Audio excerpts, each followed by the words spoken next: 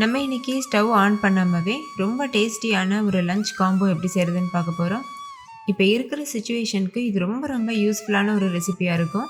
தினமுமே இது செஞ்சு கொடுத்தா கூட ரொம்ப விரும்பி கேட்டு வாங்கி சாப்பிடுவாங்க. ஏன்னா இதோட டேஸ்ட் அவ்வளோ சூப்பராக இருக்கும். இது செய்கிறதும் ரொம்ப ஈஸி, நல்ல ஃபில்லிங்காகவும் இருக்கும். ஓகே, வாங்க இந்த ரெசிபி எப்படி செய்கிறதுன்னு பார்க்கலாம். ஹாய் ஃப்ரெண்ட்ஸ், என் பேர் Rabi. Welcome to Indian recipes Tamil. வீடியோக்குள்ளே போகிறதுக்கு முன்னாடி நம்ம சேனல் இந்தியன் ரெசிபீஸ் தமிழை சப்ஸ்கிரைப் பண்ணிக்கோங்க. கூடவே இருக்க பெல் சிம்பலையும் கிளிக் பண்ணிக்கோங்க.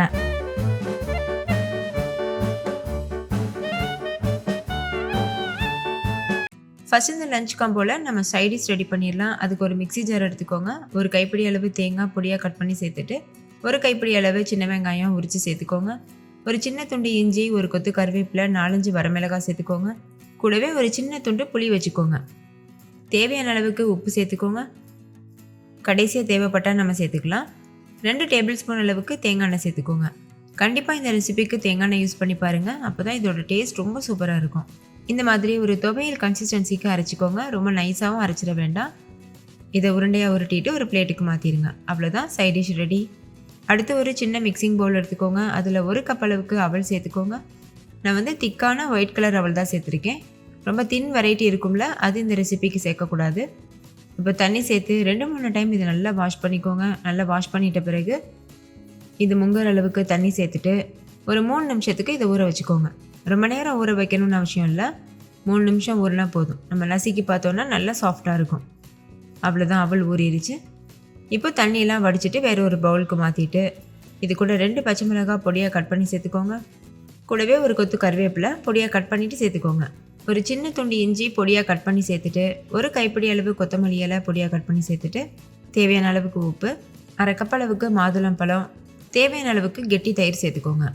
தயிர் புளிக்காத கெட்டியான தயிர் சேர்த்துக்கோங்க. நான் வீட்டிலையே செஞ்ச தயிர் தான் யூஸ் பண்ணியிருக்கேன். நீங்கள் கடையில் வாங்குகிற பேக்கெட் தயிர் கூட யூஸ் பண்ணிக்கலாம். வீட்டிலையே தயிர் எப்படி நல்லா கெட்டியாக கடை தயிர் மாதிரி செய்கிறதுன்னு நான் வீடியோ அப்லோட் பண்ணியிருக்கேன். அதை செக் பண்ணி பாருங்கள், உங்களுக்கு யூஸ்ஃபுல்லாக இருக்கும். உப்பு தேவைப்பட்டதுன்னா சேர்த்துக்கலாம். நல்லா மிக்ஸ் பண்ணிவிட்டு சர்வ் பண்ணிக்கலாம். இதுக்கு மேலே கொஞ்சமாக பன்னீர் திராட்சை சேர்த்துருக்கேன், பார்க்குறக்கு அழகாக இருக்கும். அதுக்காக உங்களுக்கு வேணும்னா பொடியாக கட் பண்ணின மாங்காய் துண்டுகள் சேர்த்துக்கலாம். அதே மாதிரி துருவின கேரட் கூட சேர்த்துக்கலாம். அவ்வளோதான், ரொம்ப டேஸ்டியான சமைக்காத தயிர் சாதம், சமைக்காத துவையல் சூப்பராக தயாராகிருச்சு. கண்டிப்பாக நீங்களும் இந்த ரெசிபி ட்ரை பண்ணி பாருங்கள். வீட்டில் இருக்க எல்லாரும் என்ஜாய் பண்ணி கேட்டு வாங்கி சாப்பிடுவாங்க.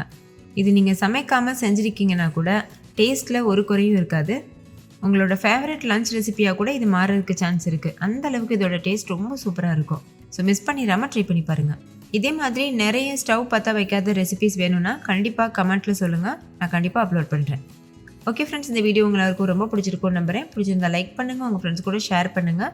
நீங்களும் செஞ்சு பார்த்துட்டு டேஸ்ட் எப்படி இருந்ததுன்னு கமெண்ட்டில் சொல்லுங்கள். தேங்க்யூ, பாய்.